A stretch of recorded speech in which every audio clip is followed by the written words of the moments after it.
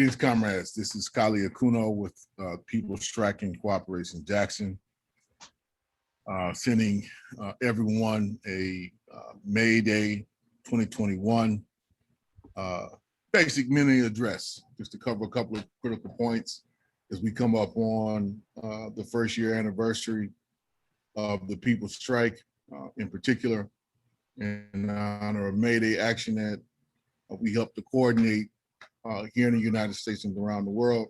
We want to bring people's attention to the importance of this day, particularly in light of the ongoing pandemic and our organizing tasks ahead of us to create a new world, a better world, a transformed world.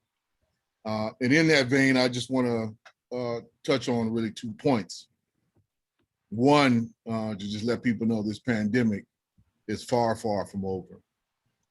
Folks should just look at what's going on as we speak right now in India, where record each day by day the past week, record numbers of folks have been reported infected and record numbers of people are dying.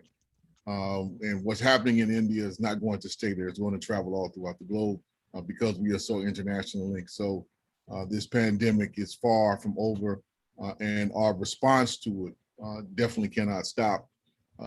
Even though I think we have witnessed capital rebound and capitalism rebound in the wake of these vaccines that they've drawn up. But we see capitalism still operating by its perverse logic, and the vaccines not reaching much of the global south, still much of Africa, Asia, Latin America, the Caribbean, Oceania, which are not receiving any of these vaccines and just allowing for these variants to grow, spread, and propagate. So we're far from this as a direct result of not being able to tackle the capitalist system itself.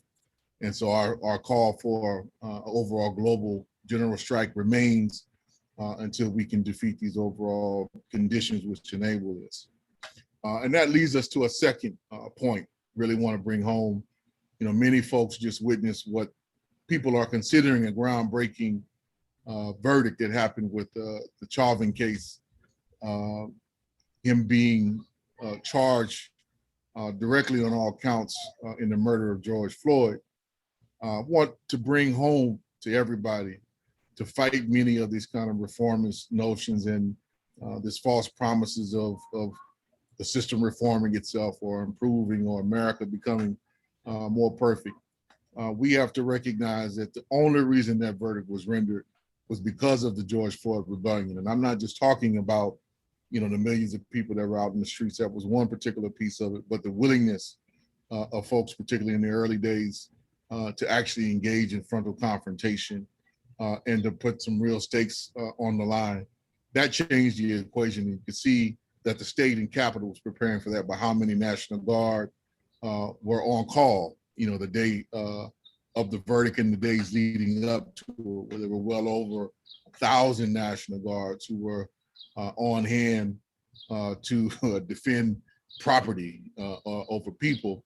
And if you compare that to how many people were, how many National Guard were on call and on post on January 6th in defense of the Capitol, you see what they thought was serious.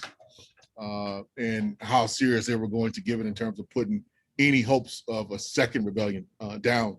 There were other factors, you know, including a young brother who was killed, you know, 2 weeks before the verdict, right there, a couple of blocks, you know, was a couple of miles from where George Floyd was killed.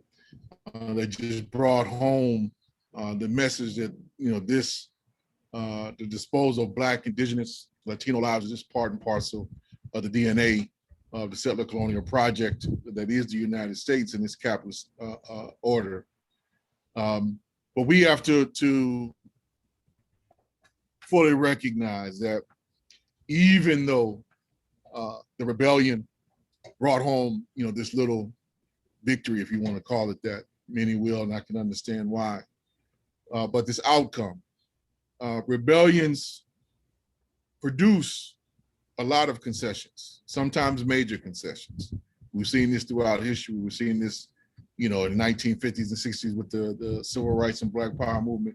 Here in the United States, some of the concessions that were rendered because of the people's mass resistance, Black people and their allies' mass resistance. but they don't change the social order. For that, you need a revolution. And that is still what we are aiming for and what we have to get to. And we could see that the scale of what happened, however beautiful it was, it happened in 2020 with the George Floyd rebellion. We have to go much further and much deeper in organizing the working class and oppressed people, not only here in the United States, but elsewhere, to produce a better outcome. So I want everybody to reflect on that and join with us this May Day in figuring out how we're going to tackle these critical questions and organize ourselves to make revolution happen.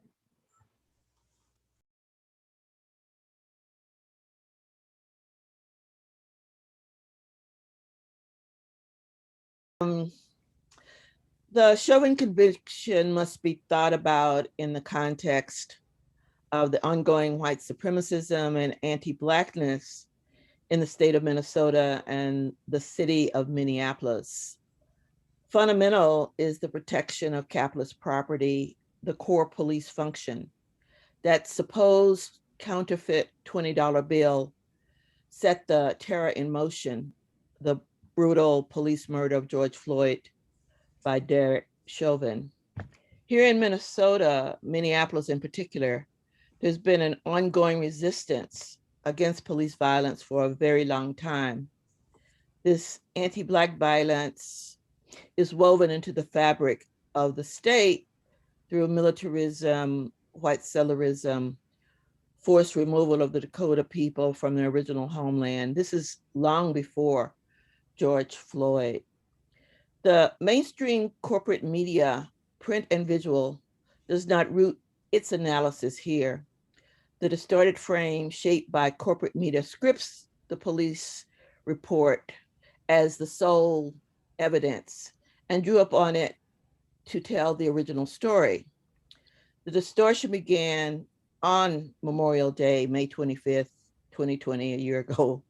The initial report was a complete whitewash taken by John Eller, who recorded the police intake. And let me just quote from that intake. This is what they wrote. He was ordered to step from his car. After he got out, he physically resisted officers. Officers were able to get the suspect in handcuffs and noted that he seemed to be suffering from medical distress. Officers called for an ambulance. He was transported to Hennepin County Medical Center by the ambulance, where he died shortly later. Spokesperson John Eller. If not for the video recording of 17-year-old Darnella Frazier, the truth of the matter, the police murder, likely would have been buried and never come to light, given that report. The people on the ground, what are they saying? The people who struggled and resisted in the city and beyond are clear. The millions who protested and reshaped the narrative beyond Minnesota are clear. The conviction of Derek Chauvin was not a vindication of the system. Even still, people see it as a people's victory because of our constant uprise, protest, and resistance. It provides some degree of reckoning. Activists on the ground in Minneapolis in the wake of Chauvin being found guilty demand to reopen all cases regarding police violence. Over the past 20 years, that would be at least 470. Families Supporting Families, one of the main activist groups against police violence, organized a number of the protests and offered tremendous pushback to the idea that the system works. Folk on the street know that it doesn't. The movement of people in the street is at the heart of the victory. The system in this police nation, this mass incarceration of Black and brown and poor whites, of community occupation and 1033 policies that allow military grade weapons to be deployed by the police and police killings of unarmed civilians are all still intact. They are still being deployed repeatedly. As the trial was reaching conclusion, 20-year-old Dante Wright was killed by a Brooklyn Center police officer, Kim Porter, Brooklyn Center is about 10 miles away from Minneapolis. Porter has been charged with second-degree murder. In the midst of the protests following Wright's murder, there were violent, militaristic National Guard and area police, all arrayed in response to protesters. This is in the very moment that the conviction was coming down for Chauvin. The protesters were jailed, tear gas, projectiles were shot and injured many. People were maced, and a number were jailed, including members of the press. So the drumbeat of police killings, the publicly visible ones, continue. Adam Toledo, 13-year-old in Chicago. In Minneapolis, shortly after the Chauvin conviction, Ma'Khia Bryant, 16, in Columbus, Ohio. Andrew Brown, Elizabeth City, North Carolina.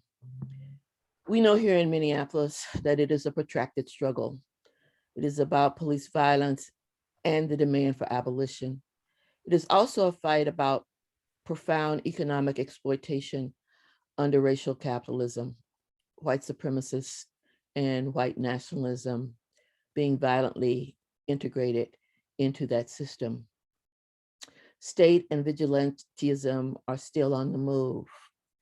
Our challenge continues to be organized and firmly united. I have no doubt that the marches and the protest will continue, especially in the wake of the murder of Dante, simply because a second-degree murder charge is not anything that the people wanted. And whether or not that's going to go to the Attorney General who took charge of the Chauvin case, there's a push for that, but there has not been any decision as far as I know regarding that. And the tension within the community, I would say that there are some community members who have pushed back against the idea of dismantling the police. And I suspect that's something that's happening all over this country. These are Black community members who look for the police to bring some degree of surcease in terms of the issues confronting many Black communities. So you have that kind of internal class ideological tension, but that is, I would say, superseded by the bigger desire to get this under control in some way, shape, or form, and most directly to end the police violence by any means necessary, to quote from Malcolm X.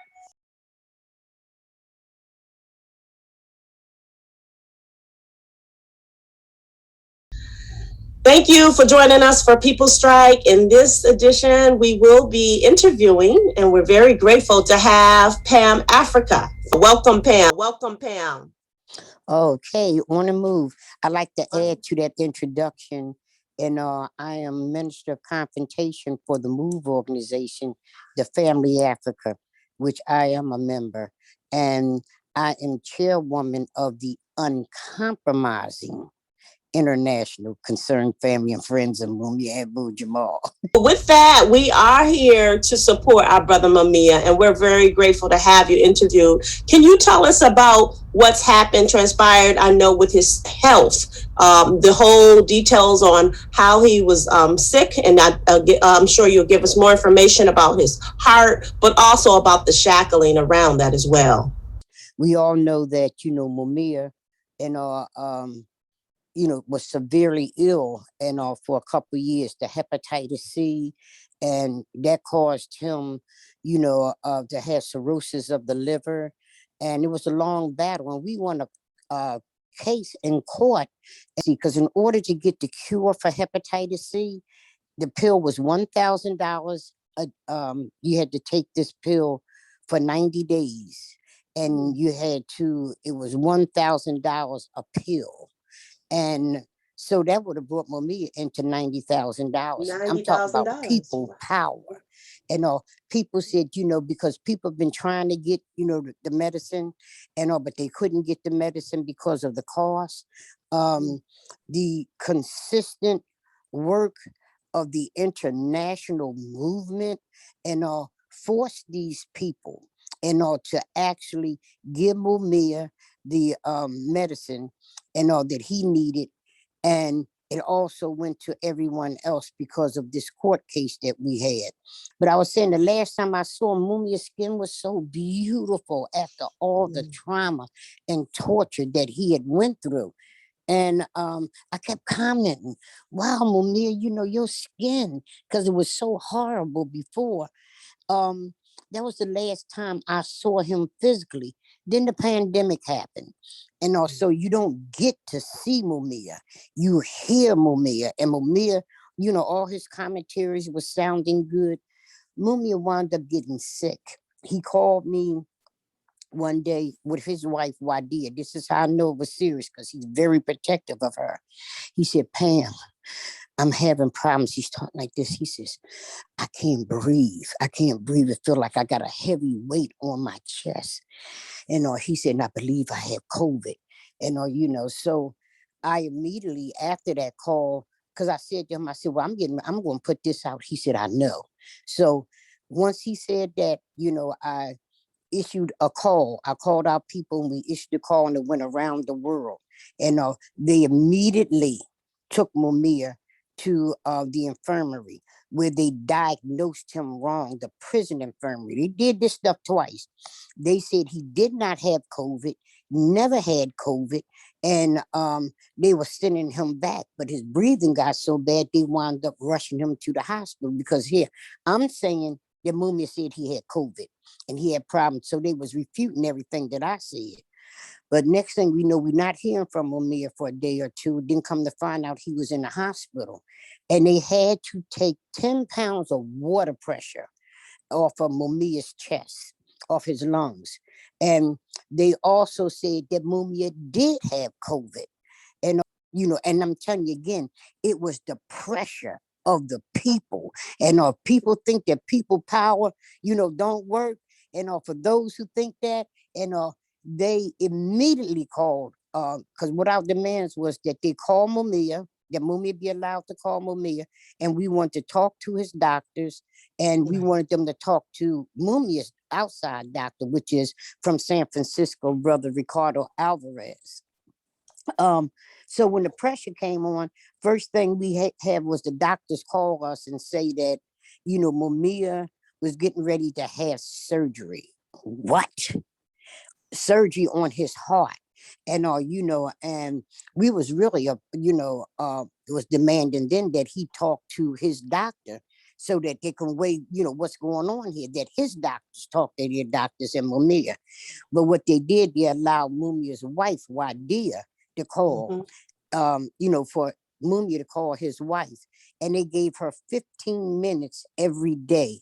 And we found out that the first call, we thought he had surgery. And what it was, they was, examine him. It was exploratory surgery. That's when they found out he had 3 or maybe was 2 arteries closing up on him. So they would have to perform open heart surgery on him. And we never did get the doctors, to call, Ricardo, and discuss what was happening. But they performed the surgery, on Mumia. And let me tell you this again. When we put pressure on them, they took him to the infirmary at the prison again. And what they said, they gave Mumia 2 EKGs and sent him back to his cell. But there was a nurse who looked at that and she said, oh no, he got to get out of here. And that's how he wound up in the hospital. I'm saying 2 times Mumia could have died from misdiagnosing or purposely misdiagnosing, what was happening, to him. And so the surgery, how did it go? And the surgery went well, according to Mumia. And we talked with him. He's doing good, and he said surprisingly he is being treated well. He was telling us they was treating him really good near, and what he accredited that to is the movement, people power. That's what and the consistency that John Africa gave us to keep pushing and making sure that people be aware of what is going on. So what he told us was how this happened was that he was walking in the yard with an elder, and he was walking with this elder because the elder walks with a cane and he's very, very slow walking. And Mumia said, he happened to look in the elders is way out in front. He said, man, he said, you walking extra fast today. He said, look like you running. He said, I'm doing my same thing. You doing something different. And the elder turned around and walked back to Mumia. He said, man, I've had 15 heart attacks in my lifetime. And he said, what I'm telling you, when we get around to where the guards at, let them know you need to go to the infirmary right away. Mumia said, he's hard-headed, and he didn't do that. He went back to his cell, and he said the pain that hit him was just so unbelievable.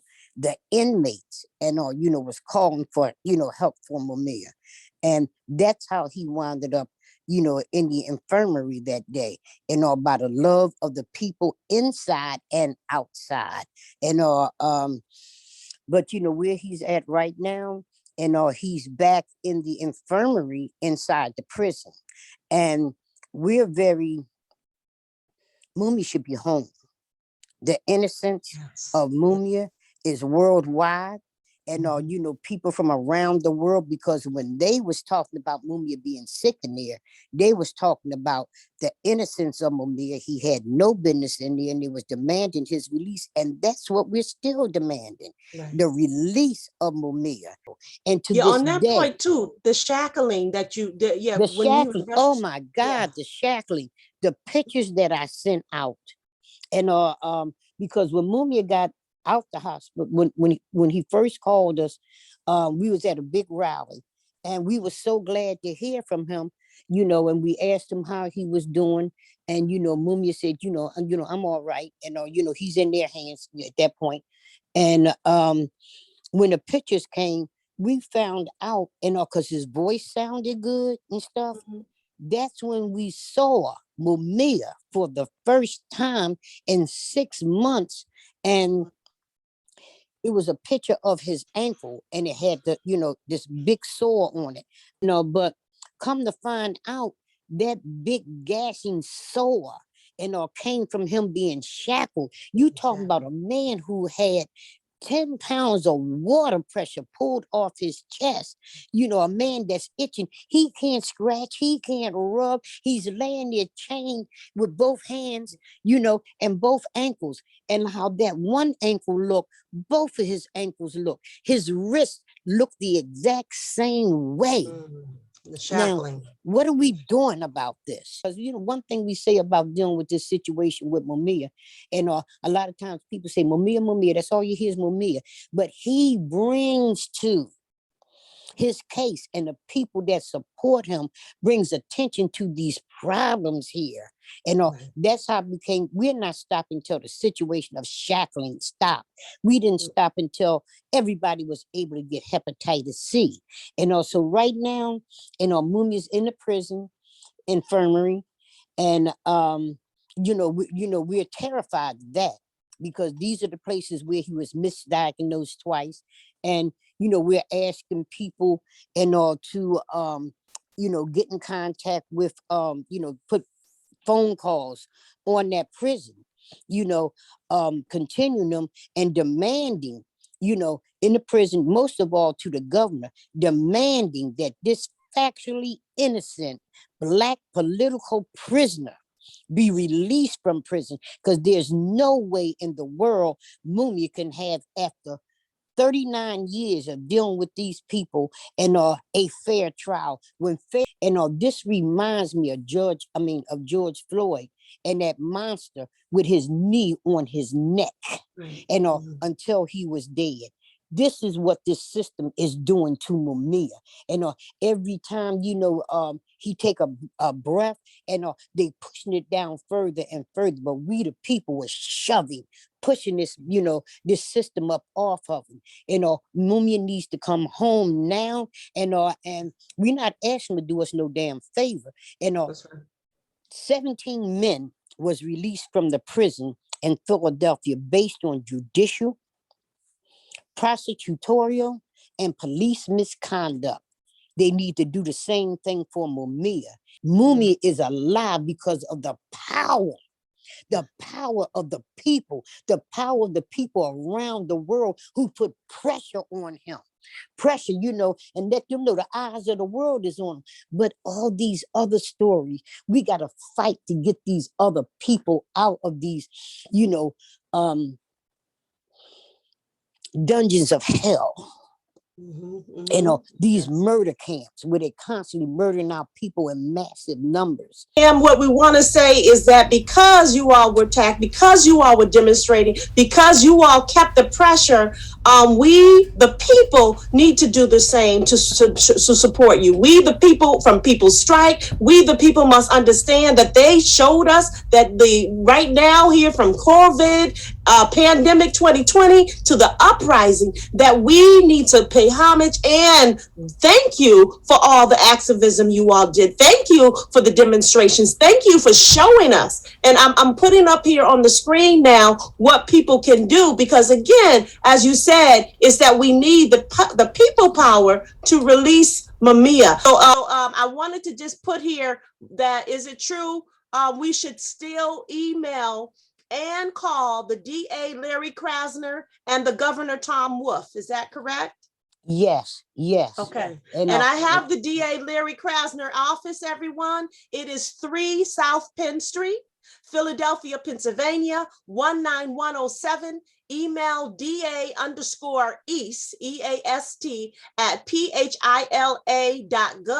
and call his office. Make sure to have all your communities call the office 215-686-8000. It is important that we put this pressure on the DA who had been a part of all this tragedy of this state that has been against the Move family, that has done nothing but show the light on what needs to be talked about in our communities. And then also Governor Tom Wolf's address is 508 Main Capitol Building, Harrisburg, Pennsylvania, 17120. His email is govcorrespcrm@pa.gov. And that number is 717-787-2500. But to connect in, like Pam is saying, we have to be proactive.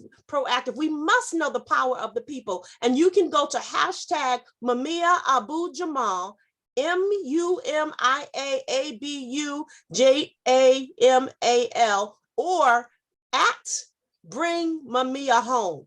We want you all to know we need to free Mumia, free all political prisoners. And Pam, if you can have the last word, I really want you to hone into how you speaking to the people and how they need to connect to bring back this power.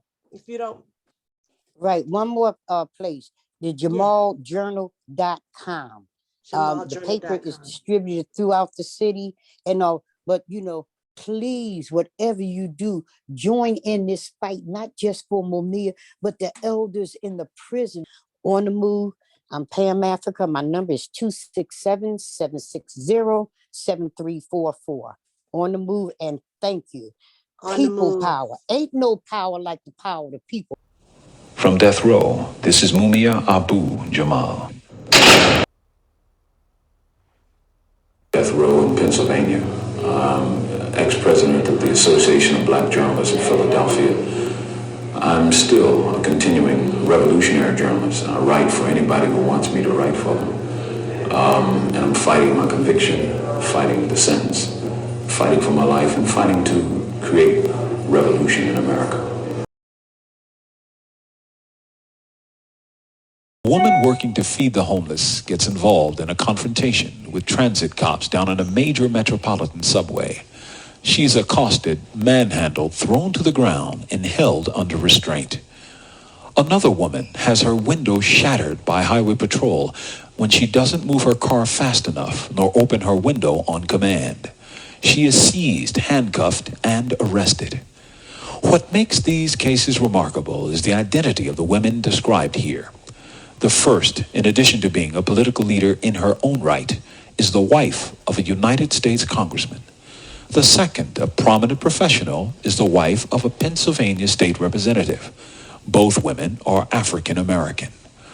Although charges were later dropped against these women, the very fact that they were treated so crudely, despite their prominence and influence, makes one wonder about how cruelly people without such influence are treated by agents of the state.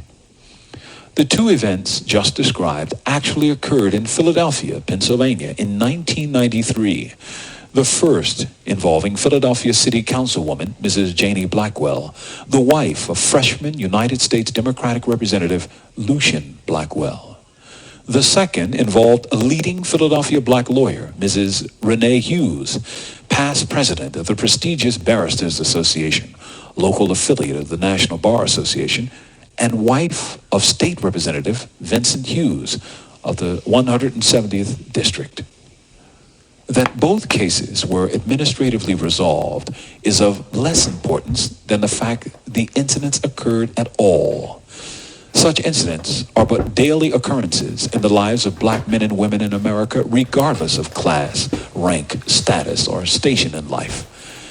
That cops can treat people so shabbily, indeed, the very people who literally pay their salaries and set their operating budgets, gives a grim glimmer of life at the social, economic, political bottom where people have no influence, no clout, no voice. These cases reveal the cold contempt held by white cops for black men and women, even if those women are in positions of state power which are presumed to be in control. In truth, any control is illusory and is totally effervescent as power itself. Police are out of control. Black politicians are out of power. When these events occur, we can only conclude that if such events can happen to them, what of us? If people can watch the massacre of Move people on May 13th, 1985, as police firebomb Move headquarters, the ATF FBI ramming and destruction of the Croatians of Waco, Texas in April 1993, and still claim the police are under control, then nothing said here will convince them. The police are agents of white ruling class capitalist will, period. Neither black managers nor black politicians can change that reality. The people themselves must organize for their own defense, or it won't get done. From death row, this is Mumia Abu Jamal. Greetings, everybody. My name is Jihad Abdulmumit, and thank you, listeners, for giving me the opportunity to share this message with you. I am the chairperson of the National Jericho Movement, started in 1998 by Bubba Herman Ferguson and Safia Bukhari, both have passed away now, and by recently released political prisoner Jalil Abdulmumit, living in Rochester, New York now. I am a former member of the Black Panther Party and the Black Liberation Army. I myself have been a political prisoner for 23 years. I was released in 2000.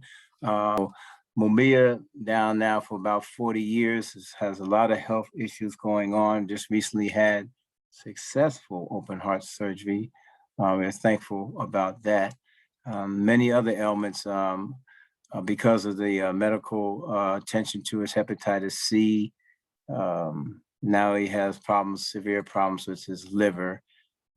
And so that has this other effects on this impact of his life. The solution to all of his health problems, you know, as far as the world is concerned, is him being free from the dungeon that he is in.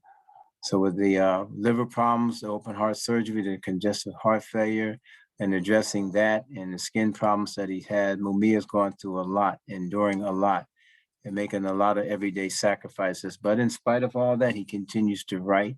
He continues to share critical analysis of our social political situation, and we continue to reap benefit from the life of Mumia Abu Jamal. So the demand to free Mumia, the demand to free political prisoners is very important. I just wonder, there were some powerful rallies and protests and marches in Philadelphia, Pennsylvania last weekend, in which I have taken a part.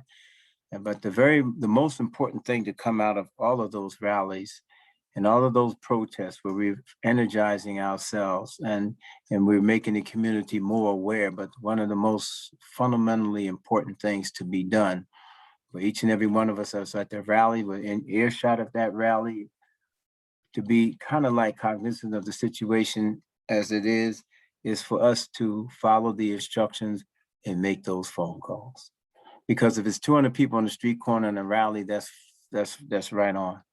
You know, we're energizing ourselves, we're educating people who did not necessarily know or understand the situation with Mumia, but making the calls to DA Krasner, making the calls to the governor, demanding the release of Mumia Abu Jamal, demanding that he receives adequate medical care, demanding that he doesn't be shackled with his sores on his legs to a gurney while he's being operated on. And to let the government and those powers that be that's governing and over the life of Mumia at this particular time know that there are people that are advocating for him, because that governor or that DA may not be aware or even care of a demonstration in the street as such. But when those calls start coming in over and over and over again, then that has a very profound impact. Other thing I want to talk about really briefly is in the process of all of these things, we have for October this year, 2021, the planning of an international tribunal. This tribunal is quite different than perhaps any other tribunal, I would say, and I'm going to tell you why really quickly. In the word tribunal, a lot of times it's used very loosely. Sometimes it's just a speaking engagement, whatever. But this here is a political / legal forum that we're setting up. There are 6 charges against the United States government, charging civil and human rights violations, civil and human rights violation, none to the negation of the other. And so it's dealing with, number one, police violence and killings of Black, Brown, and Indigenous people. Number 2, hyper-incarcerations, which includes the slavery that's prohibited, that is allowed by the 13th Amendment. Number 3 is the freedom of all political prisoners, establishing perhaps a TRC to bring focus to that after the tribunal and leading up to it, of course. And number 4 is environmental racism and its impact on people of color particularly. And number 5 is the racism in public health and the whole issue of how we're traumatized from 400 years of slavery and oppression to just basic lack of access to healthcare and a healthy lifestyle as such. And the 6th one is the charge of genocide, which we know has its own complications. But we're going to maintain that charge to keep the continuity, the fact that it is genocide when you talk about what happened to our Indigenous sisters and brothers and what has happened arguably to Black and Brown people in this country as we live now. So those are the 6 charges. But most importantly, listeners, is the outcomes of this tribunal. This is not an event put on by a few people. There's massive organizing leading up to the tribunal, and that is very important to endorse the tribunal, to sign on to the tribunal, to be involved in the tribunal. It is an open process for your ideas and your input leading up into this tribunal. But what is the call for action? What is the plan? What is the strategy? What will happen after tribunal? So we're inviting you to that process. At the website, Spirit of Mandela, spiritofmandela.org. And there you'll find the means and the way to endorse. You'll find the means and the way to become involved with any of the committees.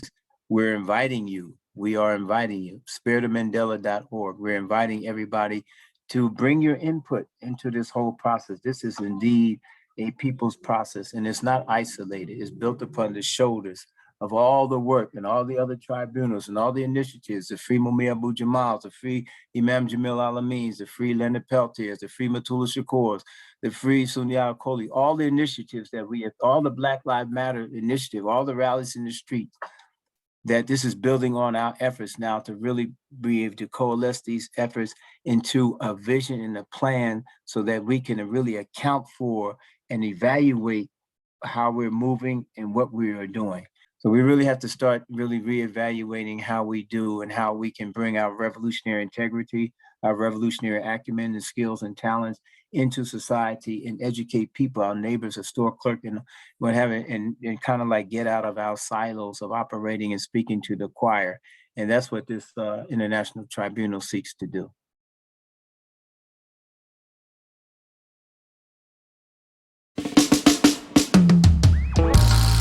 What if we could live with no poverty and the truth was revealed through the prophecy? What if we listen to the words of His Majesty when love in this world could guide us free? What if the sun decided not to rise and the darkness was all we could truly recognize? What if we took heed to the words of the wise when visions of the truth could lead to paradise? What if we were all truly civilized and honesty revealed when people socialize? What if the innocent were never victimized? Everlasting love would let our spirit fly. Follow me on the wings of just love. It'll take us higher, higher than higher. Follow me on the wings of just love. It'll take us higher, higher than higher. What if the hungry children of the world were always fed, and through religion the people not misled? What if we obeyed the words His Majesty said, and forgiveness was our daily bread? What if we could truly stop this evil war, and the rich man's wealth uplifted all the poor? What if righteousness is what we stood for, and these are the keys to love more and more? What if the sun decided not to rise, and the darkness was all we truly recognize? What if we took heed to the words of the wise when visions of the Lord would lead to paradise? Follow me on the wings of just love. It'll take us higher, higher than higher. Follow me on the wings of just love. It'll take us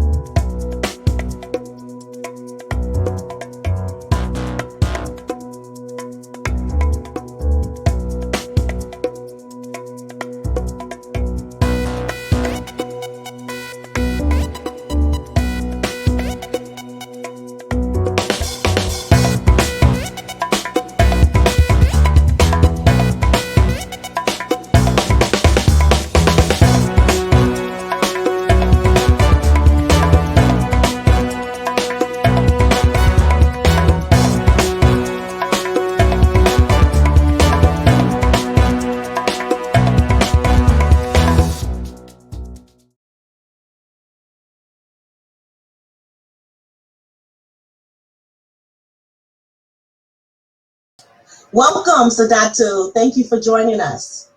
Thank you. Thank you for having me.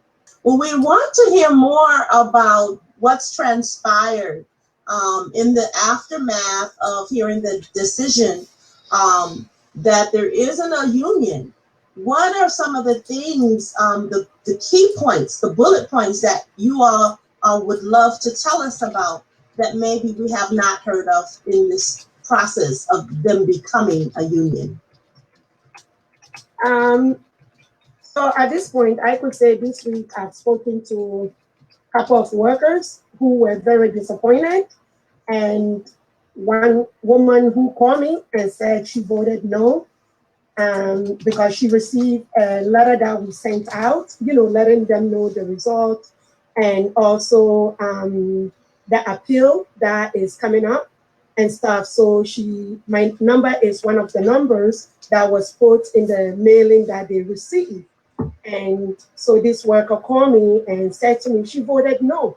And she said, the reason why she voted no is because the pressure getting from the employer.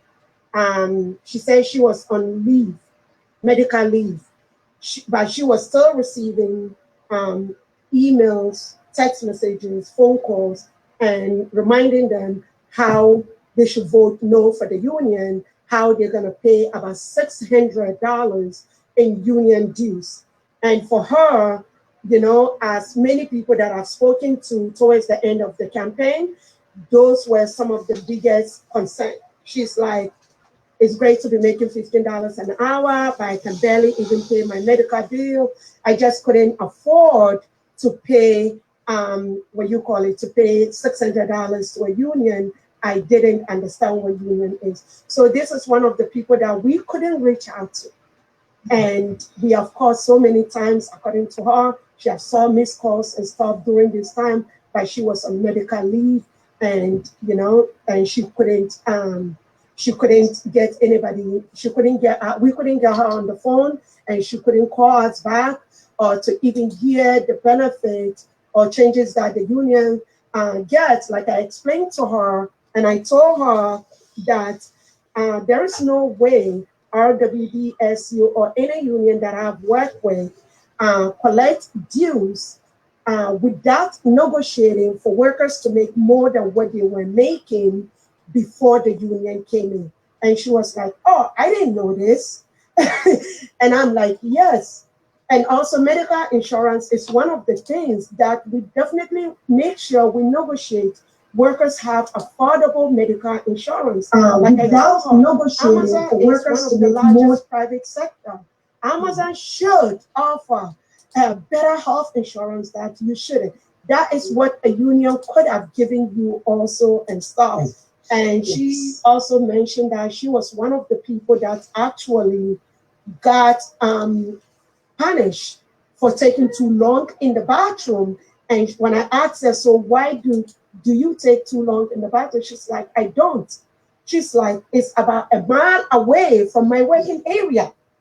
Right. So talking about some of these things. So the first thing was the pressure, the phone calls and texts that they give to you all, give to the Amazon workers, which is basically to have them to union bust, basically to stop them from hearing the benefits, as you said. You really showed by telling the example of this worker that she was giving the bad information of having union, not the benefits and the truthful information, meaning that $600 she was told was basically not something they could have just given to her. They had to negotiate that. So they have been really lying. Is that right? They've been lying to workers so much. In 19, 20 years doing this work, I've never seen, a union busting like this. They call the union busting meeting classes. And any worker that speak up in what they know personally, having union in their family, they take them out of that union busting meeting and they stop them from attending just for speaking up, right? They lied to the workers about the dues, and workers were told the union might not be able to get you more money. You might be making less money. when the union come. We don't know. Right? Wow. And how do you react when your employer, just put yourself in a position right now, you see your employer, you are in a fight of a union, and you see one of your co-workers who is supportive of a union is being arrested on the premises. Wow. Yeah, and so, yeah, this is really all the news that we need to hear. We need to let it be known, as Sadatu is mentioning, that the punishment for her going to the bathroom, which she shouldn't have had, right? As an Amazon worker myself, Sadatu, here in the Bay Area, I know what it was like. But to walk a mile, first of all, she should never be punished for it, which is why a union is needed. The dues, as you're saying, she would have also been able to have medical and not been able to worry as she has been worrying if she had the right information. And then the pressure, which is, it's not up to the company, Amazon, to give the information, but for them to go to the support of you all, our WDSU and other unions to find out how they can make their own rules on what they want. So I'm wondering, now that you've talked about these things, right, which is why we still need to fight for them. We still need to work on supporting them to be in authority of having their choice met. That Amazon, this being groundbreaking, if we get the Amazon union in Bessemer, which is the worst in the country, then there are other unions that can come from Bessemer. Tell us more now, if you can, on the appeal. What does that look like? We're just waiting for the date of the hearing and see what the appeal is going to be. We believe we have very strong case. The workers have strong case. After the employer was clearly told by the Labor Department, you cannot put a mailbox on the premises. Just as an example, with even government election, when we all flyer, you have to, during the election day, you have to stay certain feet away from, right? Amazon still put their mailbox on the premises. Encourage people to put their ballot in that. And that's intimidation, right? That's basically saying, we are watching you if you put this information in the ballot. And so your ballot in this box. So yes, the Labor Department, I think we should even hold accountable, which could be, I don't know, something that us as people watching and supporting Solidarity, pushing the Labor Department to make sure that with this appeal, that they make note that this was not okay. Just like you said, Sadatu, just like we voted and we went through this thing with number 45, where mailboxes were removed and things were happening where some communities had mailboxes and others didn't. The same is for Amazon, I presume. We're saying is that these ballot boxes were totally not okay. Twice they were told, or they did not listen to the Labor Department when they said do not put the ballot box in the facility, and they still did. So I feel good that this appeal will happen, and thank you for giving us that update. But what are some of the things as Solidarity, because we're all watching, we are still, some of us, taking this food in from Amazon. What are some of the things you want us as the public to do to support this in this wait for the appeal and to be in solidarity with Amazon Bessemer? Right now, any support the workers could get, either when the hearing starts in social media, I think it will be very helpful to let the workers know unity is out there for them, and we will also reach out. Chelsea would definitely reach out and let you know whatever support that we could give the workers out there and stuff. The workers need the support. And one thing that I also wanted to say is Amazon did flood the unit. Let's say that again. It flooded the unit. When we fought for the election, it was probably about 3,000 whatever change workers. And by the time we fought for the election, it was about 6,000. Just this week, I spoke to one of the workers, one of the leaders, community leaders in the organizing campaign that told me that about 2,000 workers and managers have quit. And That's big. That's big. 2,000 of them workers quit, and then there was from 3,000 to 6,000. So it was additional twice, doubled of people that wanted the union, right? Yeah. Oh my gosh. Yeah. So they flooded the units. And they needed the no vote. So, that is also the other thing we saw. And also, they wanted everybody to know seasonal workers only come during the season, right? And leave. So during union election, they wouldn't be, because they would be told, oh, you are seasonal workers, unless they did include all these workers as, yeah. So, wow.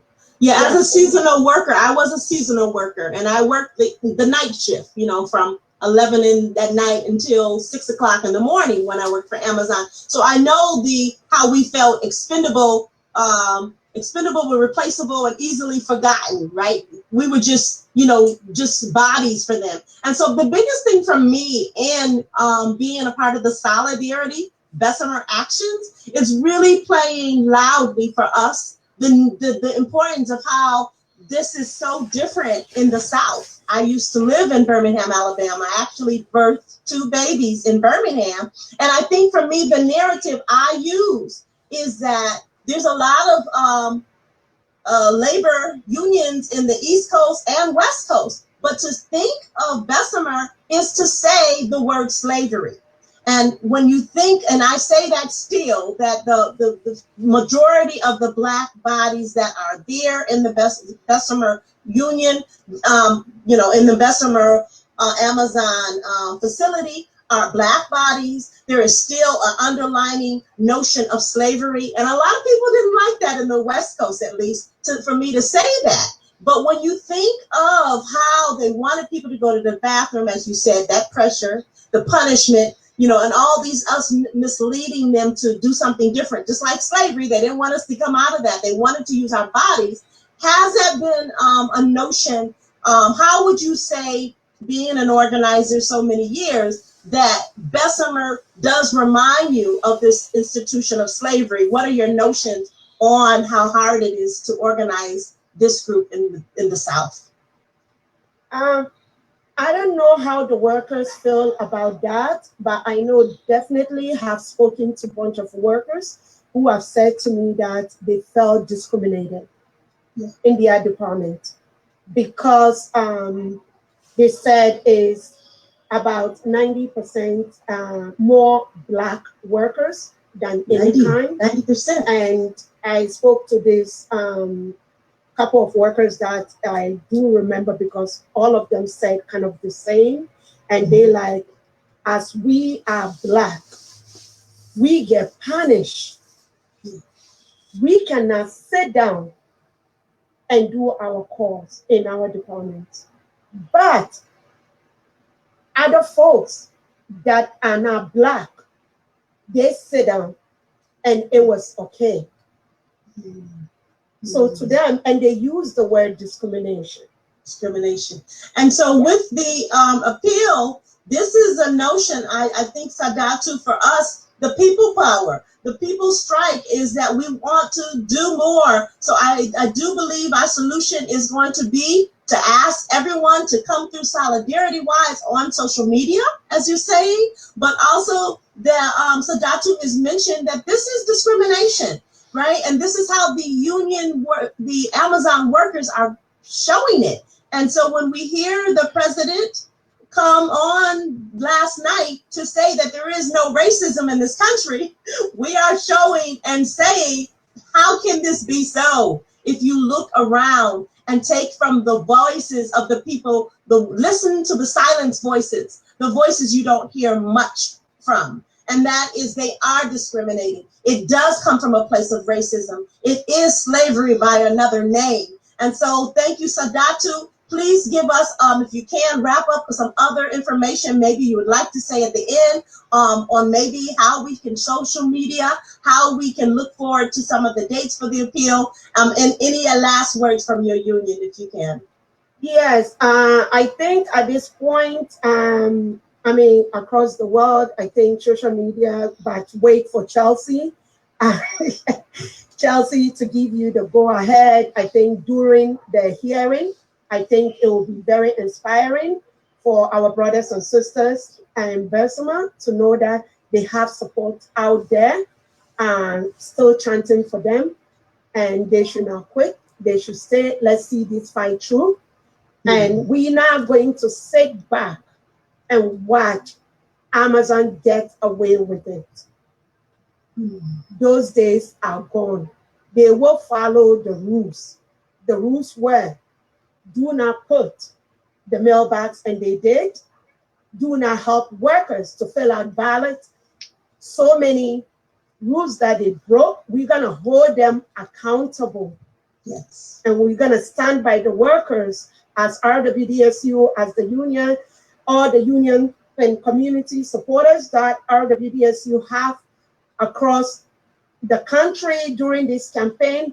We are here for the workers, and we're gonna keep fighting until, we see a fair result for these workers.